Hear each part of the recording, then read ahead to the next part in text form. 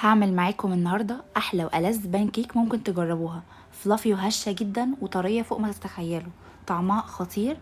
ممكن ناكلها كفطار أو ممكن ناكلها كحاجة نحلي بيها. بجد هتعجبكم قوي. يلا بينا نشوف هنعملها ازاي. أول حاجة هنجيب 2 بيضة بدرجة حرارة الغرفة وهفصل البياض عن الصفار.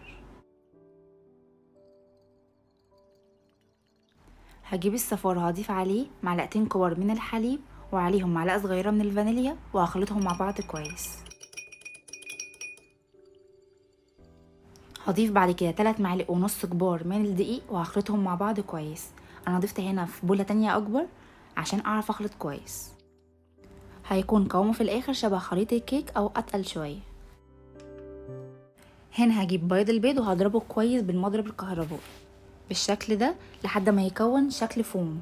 هضيف عليهم معلقة ونص سكر بالتدريج.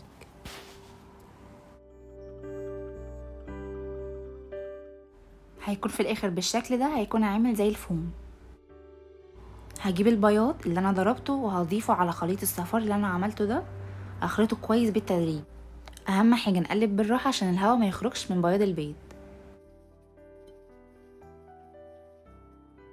وبكده يكون خليط البانكيك جاهز معايا. في طاسه على نار هاديه هدهنها بالزيت وبعد كده هضيف فيها الخليط بالشكل ده. هستنى دقيقه وهضيف تاني معلقه كمان من الخليط وهنسيبه على كل ناحيه لمده 5 دقايق. وهحط معلقه من الميه عشان يستوي كويس واهم حاجه نغطي الطاسه. وكده يكون البانكيك جاهز معايا.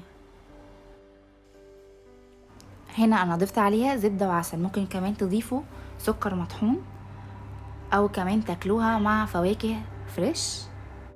متهيألي دي احلى طريقه انا جربت بيها البانكيك، طعمها خطير بجد. بعملها على طول. كمان السكر بتاعها مظبوط قوي، هشه كمان وطريه فوق ما تتخيلوا. ولو عجبتكم الوصفه قولي رايكم.